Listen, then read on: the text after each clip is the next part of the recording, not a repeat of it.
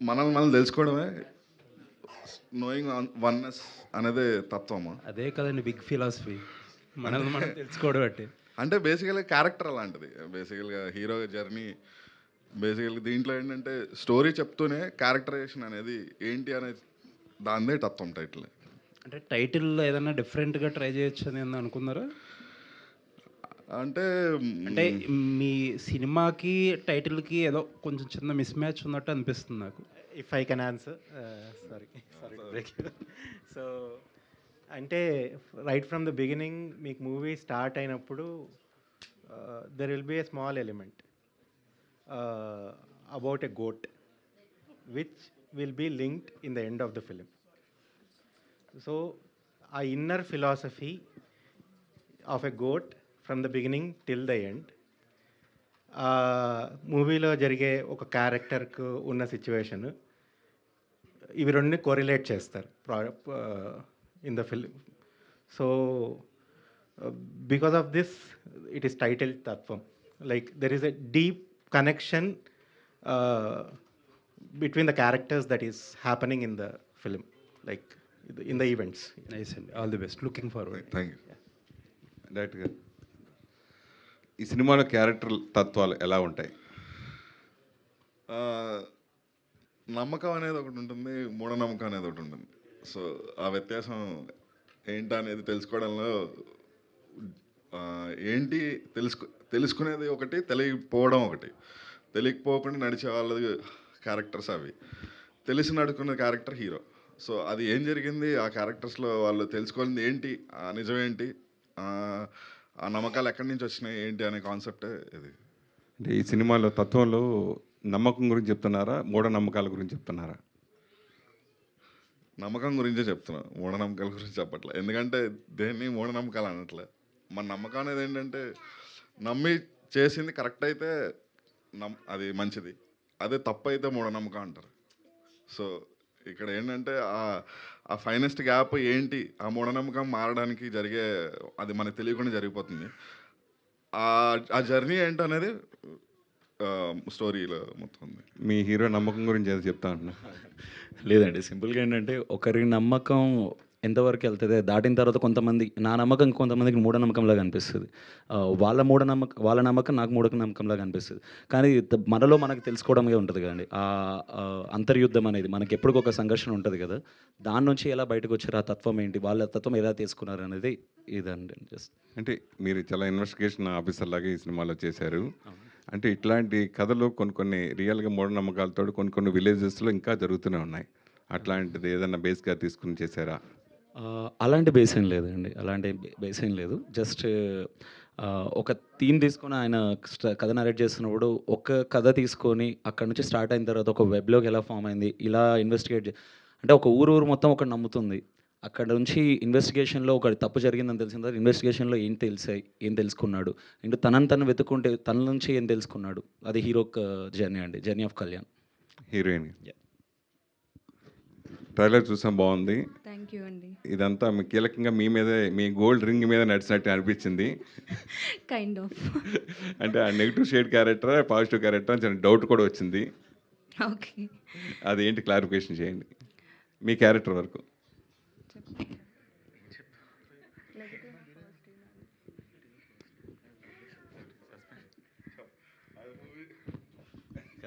అలా రివీల్ చేస్తే ఎలా అండి, కొంచెం హోల్డ్ చేయాలి కదా థియేటర్ వర్క్, మీరు అలా కొత్త అమ్మాయి అని చెప్పి తెప్పించేస్తే ఎలా?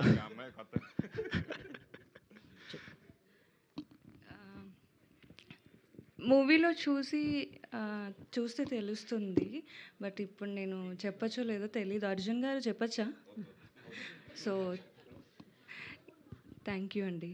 దినేష్ గారు. హాయ్ అండి. హాయ్ అండి. సో ముందు మంజుష గారు చెప్పినట్టు డిఫరెంట్ స్టోరీస్తో వస్తూ ఉన్నారు. మీతోటి వచ్చిన వాళ్ళు కొంతమంది సక్సెస్ అయ్యారు, కొంతమంది ఇలా ఉన్నారు. అయితే ఈ కథను ఎంచుకోవడానికి what is the main reason? మధ్యలో కొంచెం గ్యాప్ కూడా వచ్చింది. వాట్ ఈస్ దట్ రీజన్ అంటే ఏం చెప్తారు? రీజన్ ఏం లేదండి, I was always waited for the right script. ఆ మూమెంట్లో కొన్ని అనుకున్నాం, అవి జరగలేదు అండ్ మంచి కథలు రాలేదు. బట్ ఈ కథ నాకు వినగానే చాలా మంచి కాన్ఫిడెన్స్ వచ్చింది అండ్ ఒక్క నరేషన్లో నాకు బాగా కాన్ఫిడెన్స్ వచ్చింది, దిస్ విల్ డెఫినెట్లీ వర్క్ అని చెప్పి. సో ఐ థాట్ లైక్ ఆ నమ్మకంతో ఇది ఉంది. ఇంకా మరి ఇంకోసారి చెప్తున్నాను, ఇంకా మీద రాదండి. ఆ నమ్మకం అయితే ట్రైలర్‌లో కనిపించింది మాకు. Thank you అండి. All the Thank you. Very best. Thank you. Viplav గారు. సార్ మీ ఎడిటింగ్‌కి ఒక ఫ్యాన్ బేస్ కూడా ఉంది ఇక్కడ తెలియకుండానే. అయితే ఎవరికైనా సరే ఫస్ట్ సినిమా నాకు తెలిసి ఎడిటర్‌కే ఫస్ట్ తెలిసిపోతూ ఉంటుంది. వాట్ ఈస్ వాట్, ఏది ఉంచాలి, ఏది తీసేయాలి. మీకు ఈ సినిమాలో ఏమన్నా కష్టంగా ఇది బాగుంది బట్ స్టిల్ ఇలా ఏమన్నా దాన్ని తీయాల్సి వచ్చింది అలాంటి సిచ్యువేషన్స్ ఏమైనా కనిపించినాయి? తీయాల్సి వచ్చింది అనేది లేదు. లైక్ ఫస్ట్ షెడ్యూల్ షూట్ చేసుకొని వచ్చిన తర్వాత they was some parts missing. Okay. అంటే నరేటివ్ పరంగా ఇంకా కొంచెం ఉంటే బెటర్ అనిపించింది. So we added rather than removing the things. Wow. Nice. All the very best అండి. దినేష్ నేను ఇదే మాట ఫస్ట్ షెడ్యూల్లో చెప్తే ఈయన వినలేదండి. మళ్ళీ సెకండ్ షెడ్యూల్కి వెళ్ళేటప్పుడు ఆయన చెప్పి మరీ పంపించి తీయించారు. దినేష్ హాయ్ అండి. సో మీరు అంటే back to back films work చేస్తూనే ఉన్నారు సిన్స్ దెన్, బట్ ఆ రిలీజ్ల మధ్యలో మాత్రం డిలే అవుతూ ఉన్నాయి. So how tough it is to survive in between this? Tough అనేది అనిపించలేదండి, బట్ ఒక స్టాండ్ తీసుకొని నిలబడడం కొంచెం కష్టమే అండి. అంటే మంచి కథలు తీయాలి, లేకపోతే నాట్ ఎవరీ మనకు ఒక జోన్లో ఉంటాం, మనకు నచ్చవచ్చు నచ్చకపోవచ్చు. I always waited for the right script అండి. ఈ గ్యాప్లో స్ట్రగుల్ అనేది అనుకంటే కూడా మంచి కథలు రావట్లేదు ఏంటని ఒక చిన్న స్ట్రగుల్ అయితే బాధ ఉంటుందండి. Rest of that it's fine, everything is fine. But movies getting delayed అనేది అంటే అది మీ చేతిలో ఉండదు మోస్ట్లీ. అసలు కదండి, అసలు సో అంటే దాన్ని పుష్ చేయడానికి మీకు అసలు స్కోప్ ఉండట్లేదా? పుష్ చేయడానికంటే అన్ని ఫ్యాక్టర్స్ తెలుస్తూ ఉంటాయి కదండి. మనం అన్నీ తెలిసిన తర్వాత బ్లైండ్గా నేనైతే పుష్ చేయలేను. సో ఏది పాసిబుల్ అవుతుంది, ఏది పాసిబుల్ అవ్వదు అన్న ఒక చూసిన తర్వాతే, ఇన్ఫ్యాక్ట్ నేను వాళ్ళని చేయాలి, మీరు త్వరగా చేయండి, త్వరగా రిలీజ్ చేయండి అన్నప్పుడు it might affect the quality of the film. వాళ్ళు అనుకున్న తీయలేకపోవచ్చు.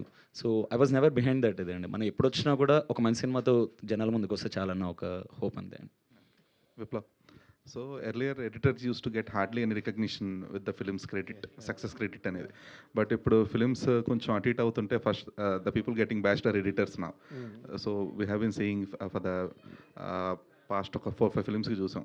సో ఫస్ట్ అంటే అసలు ఒక ఎడిటర్ని తీసుకొచ్చి అసలు స్పెసిఫిక్గా అతని పేరు హైలైట్ చేసి అంత తిట్టాల్సిన అవసరం ఏముందనే కైండ్ ఆఫ్ ఈ మధ్య చూస్తున్నాం కదా. So what is the role of an editor in terms of film success or the result? Film is like అందరూ కలిసి పనిచేస్తేనే సినిమా అండి. ఒక్క ఎడిటర్ కారణం అవ్వడు, ఒక డైరెక్టర్ కారణం అవ్వడు, ఒక యాక్టర్ కారణం అవ్వడు. ఇట్ ఈస్ ఎ వెరీ అందరూ కలిసికట్టుగా చేసేది. Like it's a craft like where many minds meet, where you satisfy many egos and like you bring the product out. So it is not fair to blame someone for the loss of something or highlight చేయడం కూడా సక్సెస్కు. It's not the same thing. Like అన్నిటికీ అందరి effort ఉంటుందండి, definitely.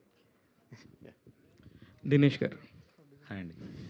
ఏదో మాకు తెలుసు కానీ మీ పేరు చాలా సినిమాలు బాగుంది సినిమా అన్నప్పుడు అక్కడ ఎక్కడొకక్కడ మీరు చేసినప్పుడు మీ క్రెడిట్ ఖచ్చితంగా ఆయన బాగా చేశాడంటారు.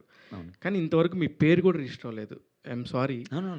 నిజంగానే పాపం మీరు ఎంత కష్టపడతారు, ఎంత బాగా చేస్తారు, ఎంత ప్రాణం పెడతారు. ఆ అబ్బాయి అంటే మళ్ళీ మిమ్మల్ని చూపించాలి నేను ఎవరికైనా ఈ అబ్బాయిని తీసుకుందాం పలానా దానికంటే కూడా అలా పరిస్థితి ఉంది. ఎప్పుడు నీది ఇది నా సినిమా అని చెప్పుకునే పరిస్థితి నీకు వస్తుంది దినేష్ తేజ్?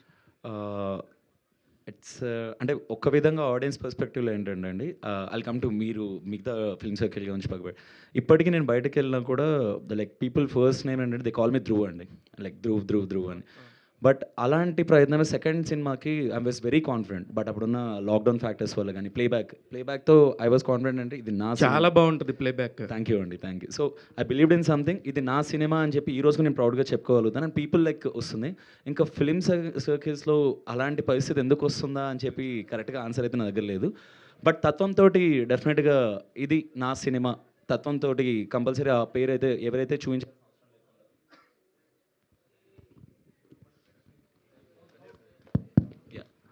తత్వంతో అది వెళ్ళిపోద్దని గట్టిగా నమ్ముతున్నాను అండి. హోప్ మిగతా అందరి బ్లెస్సింగ్స్, గాడ్ బ్లెస్సింగ్స్ ఇంకా చూడాలి. 100% నాకు కూడా అనిపిస్తుంది తత్వంతో.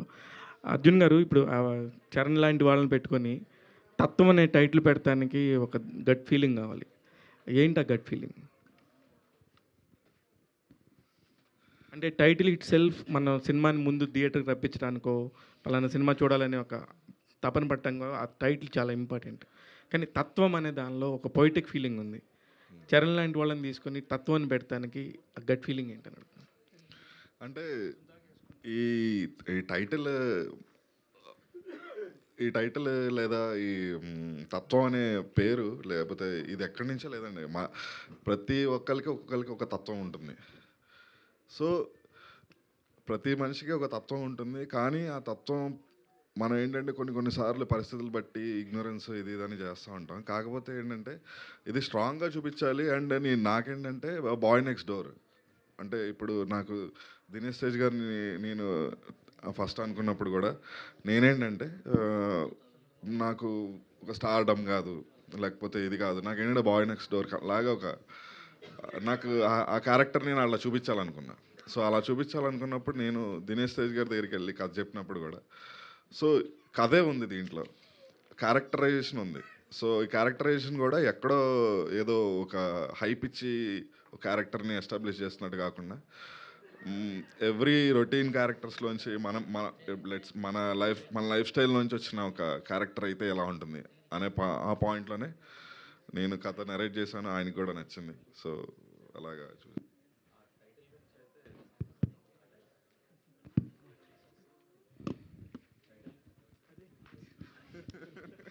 నువ్వు ఫేస్ చేయలేకపోతున్నావు గట్టిగా ఫైట్. టైటిల్ గురించి అయితే నేను ఫస్ట్ అడిగానండి. నేను ఇంకా చాలా సజెస్ట్ చేశాను, ఆ తత్వం ఎందుకు, ఆ పొయిటిక్ అది ఇది అని చెప్పి నేను కూడా అడిగాను. బట్ ఈయన ఇచ్చిన ఎక్స్ప్లెనేషన్ అయితే లిటరలీ వెరీ వ్యాలిడ్ అనిపించింది.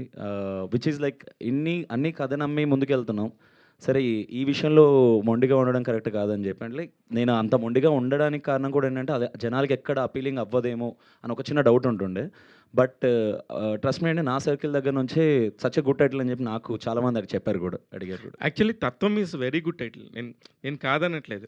మిమ్మల్ని పెట్టుకొని ఒక బాయ్ నెక్స్ట్ డోర్ అంటున్నారు, తత్వం పెడతాం అనేది కొంచెం అని ఆలోచించాను తప్ప అంటే వేరే ఒక్క స్ట్రాంగ్ థింగ్ ఏంటంటే అందరికంటే పెద్దది కథ అండి. సో కథ డిమాండ్ చేసింది అంతే. అది ఆల్ ద వెరీ బెస్ట్ అండి. థ్యాంక్ యూ అండి. ప్రొడ్యూసర్ గారు, సో యాక్చువల్గా అంటే సినిమా అనేది రిస్క్ అని మీకు తెలుసా?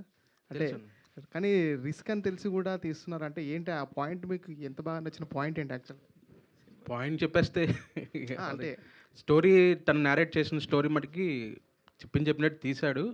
వినంగానే కూడా తీస్తే బాగుంటుంది అని చెప్పి అనిపించింది. అంటే ఫస్ట్ స్టోరీ ఇదేనండి సార్ విన్నది? ఇంకా ఇంతకుముందు ఫస్ట్ స్టోరీ. ఓకే, డైరెక్టర్ గారు, అంటే ఈ మధ్య మనం చూస్తున్నాము అంటే ట్రైలర్ చూడడానికేమో అద్భుతంగా ఉంటుంది, సినిమా థియేటర్కి వెళ్ళి బయటకు వచ్చేవరకు అరే ట్రైలర్ ఏంటి ఎలా ఉంది, సినిమా ఏంటి ఇలా ఉందని చాలా క్వశ్చన్స్ వస్తాయి. ఎందుకంటే ట్రైలర్కి ఏంటంటే ఆ జనాల్ని రప్పియాలనే ఒక క్యూరియాసిటీ పెంచుతుంది. సో ఎందుకు అంటే సినిమాలు ట్రైలర్ వరకే ఆగిపోతున్నాయి, థియేటర్కి వెళ్ళిన తర్వాత ఒపీనియన్స్ మారిపోతున్నాయి? యాజ్ ఎ డైరెక్టర్గా మీ ఒపీనియన్ ఏంటి దానిపై? అంటే ట్రైలర్కి మూవీకి సంబంధం లేదంటే ఏమో నాకు I don't agree. Mostly trailer కూడా సినిమా నుంచి కట్ చేశారు కాబట్టి ఆబ్వియస్గా ఇంటెన్సిటీ అంత కనపడదు కదా. అంటే సినిమా చూసిన తర్వాత కొన్ని మారిపోతుంటాయి. అంటే ట్రైలర్లో అన్నీ మీరు కట్స్ తీసుకొని పెడుతుంటారు, బట్ సినిమాలో పెళ్లి చూపులకు చూపించినంత అందంగా పెళ్ళిలో లేదు అమ్మాయి అంటున్నాడు.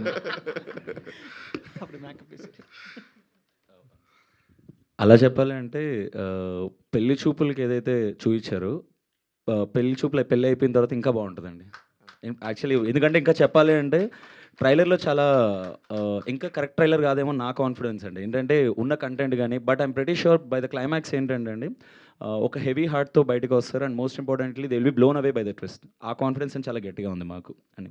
హీరో గారు జనరల్గా మాత్రం డిఫెండ్ చేసుకోకపోతే ఎలా అండి నమ్మంది. జనరల్గా ఇటువంటి ఇన్వెస్టిగేటివ్ థ్రిల్లర్స్ కానీ ఏదన్నా కథ చెప్తున్నప్పుడే మనకి హుక్ పాయింట్ అంటారో ట్విస్ట్లు అంటారో అవి ఎక్కువ ఎలిమెంట్స్ మీరు సర్ప్రైజ్ అయిన తర్వాతే రేపొద్దున దీన్ని అటెంప్ట్ చేయొచ్చు అనే ఒక కాన్ఫిడెన్స్ వస్తుంది. మీకు అలాంటివి ఎన్ని అనిపించినాయి? అవి ప్రేక్షకులు కూడా అవి ఎక్కడెక్కడ ఉండొచ్చు, ఎలా ఉండబోద్ది? ఫస్ట్ ఏంటంటే ఈయన నాకు నరేషన్ ఇచ్చిన తర్వాత సరే ట్విస్ట్ రివీల్ చేయండి అని అంటే గెస్ట్ చేయండి అని చెప్పి ఒక 2 రోజులు వదిలేసాడు నన్ను. అసలు అది కాదండి, ఇప్పుడు నేను ఏం చెప్పాలి, మీకు ఓకే చెప్పాలా, అది నచ్చుతుందని డెఫినెట్గా నచ్చితే 2 days తర్వాత కలుద్దాం అన్నారు. సో విన్న తర్వాత నేనైతే ఎక్స్పెక్ట్ చేసింది లేదు, బట్ నేనేదైతే ఫీల్ అయ్యానో ఆ కళ్యాణ్ క్యారెక్టర్ అండి, ఆ కళ్యాణ్ క్యారెక్టర్తో ఎలాగైతే నేను జర్నీ ఫీల్ అయ్యానో జనాలు కూడా అలానే ఫీల్ అవుతారు. అండ్ ఒక మంచి సినిమా అండి. అంటే థ్రిల్లర్. సో, ఒక థ్రిల్లర్‌లో థ్రిల్లర్ మించిన ఎలిమెంట్ కంటే ఏముంటది? And there was like certain elements ఇంకా. ఆల్మోస్ట్ చెప్పాలంటే ఒక 6-7 మొమెంట్స్ ఉన్నాయండి నాకైతే. నాకు పర్సనల్‌గా. మరి జనాలు ఇంకా ఎక్కువ ఫీల్ అవుతారేమో, కొంతమంది తక్కువ ఫీల్ అవ్వచ్చు. బట్ నా కాన్ఫిడెన్స్ అయితే ఒక 6-7 అయితే ఉన్నాయండి. మీకు డైరెక్టర్ గారు విసిరిన సవాల్ ఏదైతే ఉందో రేపొద్దున ప్రేక్షకులకు కూడా పబ్లిసిటీ పరంగా ఏమైనా వేసే అవకాశం ఉందా? అలా ఏమైనా ఆలోచించారా? అంటే we don't want to give it like a puzzle అండి. We want audience to experience it properly. ఒక ఆ థ్రిల్ ఎలా అయితే ఫీల్ అయిపోయి ముందే వాళ్ళకి పజిల్ లాగా ఇచ్చేస్తే వాళ్ళ బ్రెయిన్ అంతా యూజ్ చేసి ఈ మధ్య ఆడియన్స్ చాలా తెలివిగా ఉన్నారు. క్రాక్ చేసినా చేసేస్తారు. సో, కాబట్టి let them experience the thrilling in the theatres, big screens అండి. డైరెక్టర్ గారు, బెస్ట్. థ్యాంక్ యూ అండి. డైరెక్టర్ గారు, తత్వం ట్రైలర్ చాలా క్వైట్ ఇంట్రెస్టింగ్గా ఉందండి. సో థ్రిల్లర్ మూవీస్లో చాలా లేయర్స్ ఉంటాయి. రివీల్ చేయకుంటుంటేనే ఇంకా ఆలోచించుకుంటూ ఉంటారు. సో మీ ట్రైలర్లోనే ఆ పిల్లోడు ఒక కాంప్లెక్స్ క్యారెక్టర్ చూపించారు. సో ఆ కాంప్లెక్స్ క్యారెక్టర్ క్రియేట్ చేయడం వెనకాల రీజన్ ఏంటి? ఆ పిల్లోడు పర్టికులర్ చూపించారు ట్రైలర్లో. జనరల్గా ఆ క్యారెక్టర్ని మన రియల్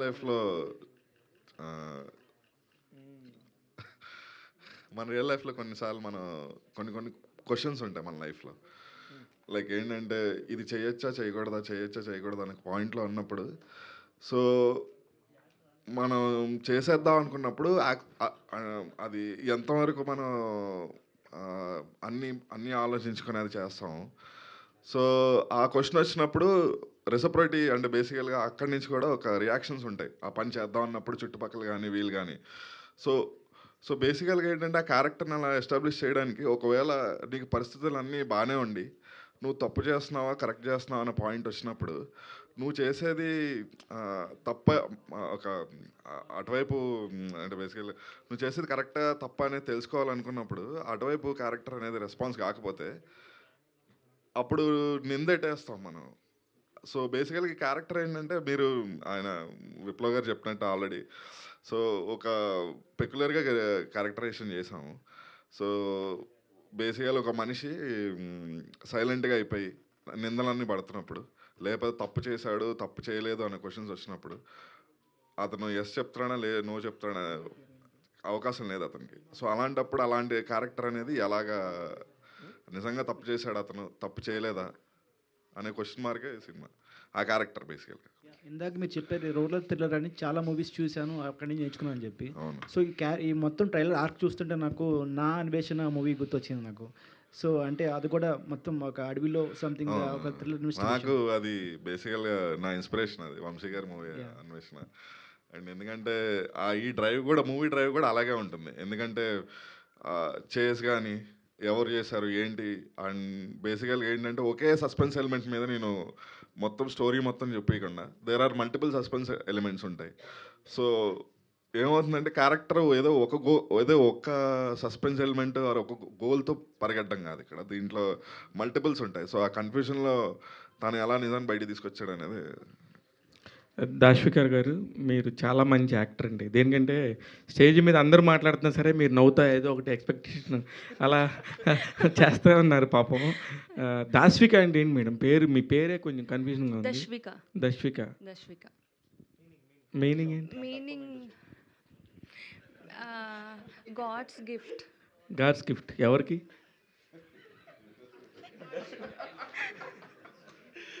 అందరికీ నచ్చితే అందరికీ గాడ్స్ గిఫ్ట్. దినేష్ తేజ్ గారి క్యారెక్టర్ పెద్దదా మీ క్యారెక్టర్ పెద్ద మేడం? ఎందుకంటే పోస్టర్లో ఆయన చిన్నగా కనబడుతున్నారు, మీరు పెద్దగా కనబడుతున్నారు. అంటే మూవీలో ఆయన అది క్యారెక్టర్ ఎక్కువ ఉంది కాబట్టి ఇందులో నన్ను కవర్ చేశారు పెద్దగా పెట్టి. ఆల్ ది వెరీ బెస్ట్ అండి. Thank you so much. Dinesh Tej గారు, సో ప్రతి యాక్టర్కి కొన్ని మూవీస్ ఉంటాయి. అంటే ఒక లైఫ్లో ఈ మూవీ నేను చెప్పుకోవడానికి ఉంటుంది కదా. సో అంటే సాటిస్ఫాక్షన్ ఉంటాయి. మూవీస్ చేస్తాం కానీ సాటిస్ఫాక్షన్ దొరకదు. ఈ మూవీ చేసినప్పుడు ఎంతవరకు సాటిస్ఫై అయింది? ఒక 10 years తర్వాత ఈ మూవీలో చేసినందుకు ఎలాంటి ఫీల్ అవుతారు? ఎలాంటి ఫీల్ అంటే నేను యాక్చువల్ కథ మీద అంత కాన్ఫిడెన్స్ లేకుంటే దిస్ జస్ట్ ద బిగినింగ్ అని అన్నాండి. So I personally feel that మళ్ళీ కొంచెం గ్యాప్ వచ్చిన తర్వాత ఒక 2.5 years గ్యాప్ వచ్చిన తర్వాత మళ్ళీ వస్తున్నాను. This will be the strong basement. నేను ఇందాక అన్నట్టు అన్వేషణ అని ఇప్పుడు గుర్తు చేసుకున్నారు కదా, తత్వాన్ని కూడా అలాగే గుర్తు చేసుకుంటాను. I was about to say that but I had to say this. డెఫినెట్గా అండి ఆఫ్టర్ 10 years తర్వాత అయినా కూడా this like one of the best movie అన్నట్టుగా మాట్లాడతారు డెఫినెట్గా.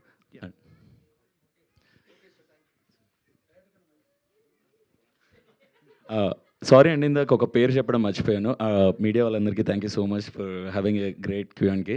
అండ్ అండ్ కాదు, ఇంకో ఇంపార్టెంట్ వ్యక్తి ఉన్నారండి, ఏలూరు శ్రీన్ గారు. అనే thank you so much, you been the biggest support to us. Thank you. Thank you అన్న, థ్యాంక్ యూ. యాక్చువల్గా ఏలూరు సీన్ అనేది మాది ఒకటే ఊరు. అండ్ ఈ సినిమా మొత్తం కూడా ఏలూరులోనే షూటింగ్ జరిగిందండి.